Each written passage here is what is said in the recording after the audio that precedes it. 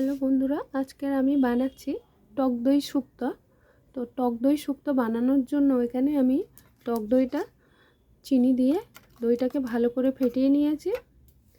এখানে নিয়েছি উচ্ছে আলু ভেজে নিয়েছি, এখানে বড়ি ভেজে নিয়েছি, আর এখানে নিয়েছি বেগুন,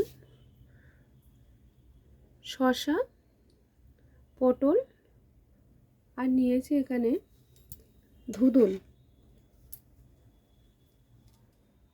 তো এখানে সবজিগুলো কেটে ধুয়ে নিয়েছি পরিষ্কার করে। কড়াইতে আমার উচ্ছে আলু বড়ি ভাজা হয়ে গেছে।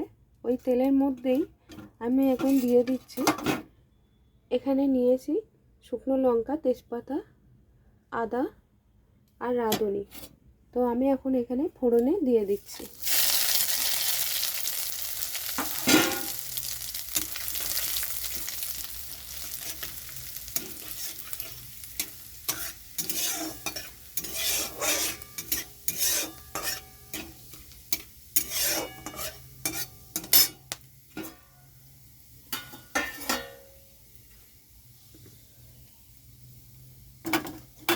এখানে আমার কেটে রাখা সবজিগুলো দিয়ে দিচ্ছি।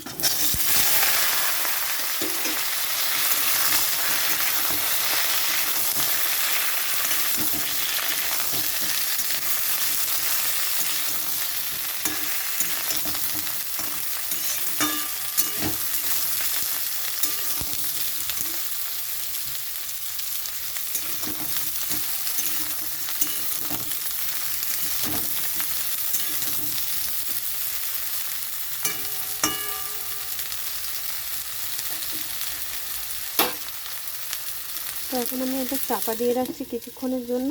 তো চাপাটা নামিয়ে দিচ্ছি।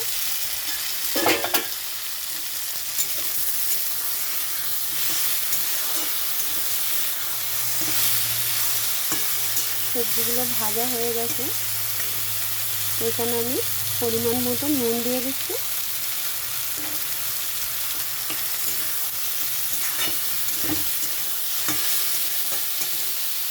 এখানে অল্প একটু হলুদ দিয়ে দিচ্ছি।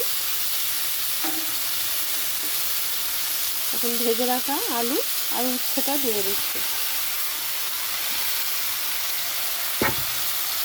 এখানে দিয়ে দিচ্ছি বড়ি, ভাজা বড়ি।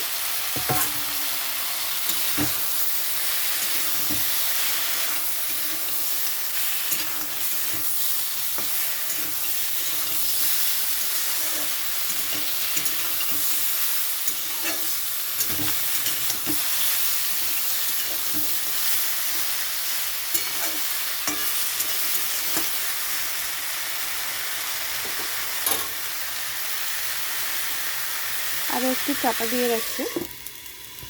চাপাটা নামিয়ে নিচ্ছে।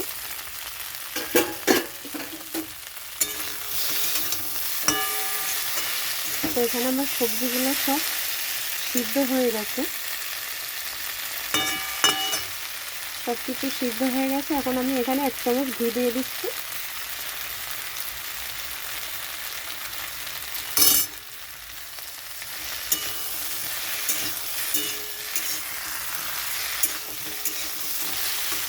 এখানে আমি অল্প পরিমাণে জল দিয়েছি।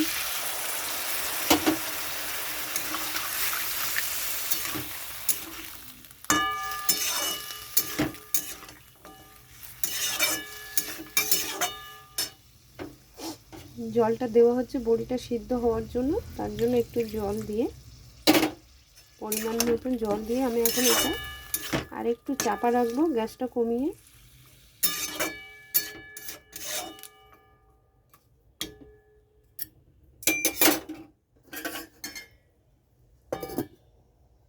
চাপাটা নামিয়ে দিচ্ছি।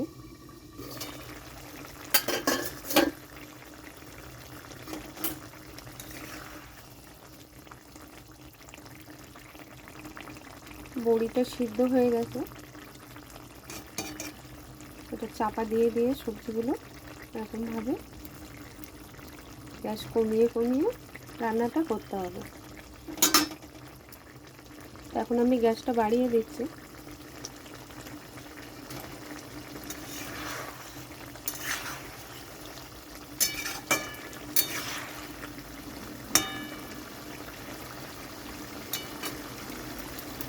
এখন গ্যাসটা কমিয়ে দিচ্ছি।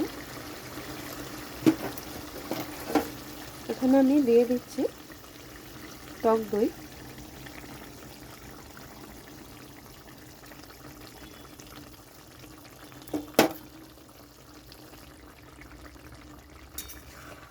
যখনই টক দই দেবে তখনই গ্যাসটা কমিয়ে রাখবে, তাহলে কি হবে, যেমন আমরা দইটা ফেটিয়ে নিই টক দই চিনি দিয়ে লিকুইড হয়ে যায়, আর যখন গ্যাসটা বাড়ানো হয় তখন যদি দেওয়া হয় তো সঙ্গে সঙ্গে ছানা কেটে যায়।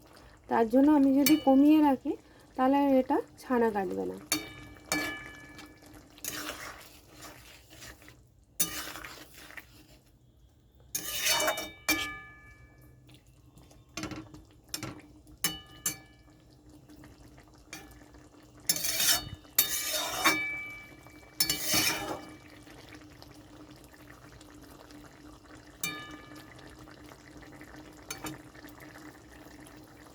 অনেকেরই তো সুগার আছে, মিষ্টি তারপরে আলু এগুলো খায় না, তো এগুলো আলু ছাড়াও বানানো যায়। এখানে আমি যে টক দইতে চিনি দিয়েছি, এখানে টক দই না দিয়ে মিষ্টি দই এরকমভাবে ফেটিয়ে দেওয়া যায়। আর এরকম রান্না একটা বাড়িতে বানিয়ে খেয়ে দেখুন কেমন হয়, খুবই ভালো টেস্টি। আর গরমের সময় তো এই শুক্তোটা খুবই ভালো।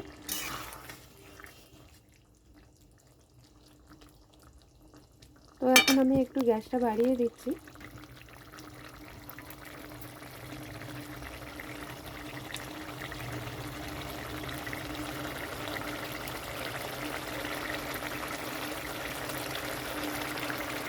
তো আমার রান্নাটা কমপ্লিট। তো বন্ধুরা, আমার রান্নাটা কেমন লাগলো অবশ্যই লাইক কমেন্ট শেয়ার করুন। এখন রান্নাটা নামিয়ে নিলাম।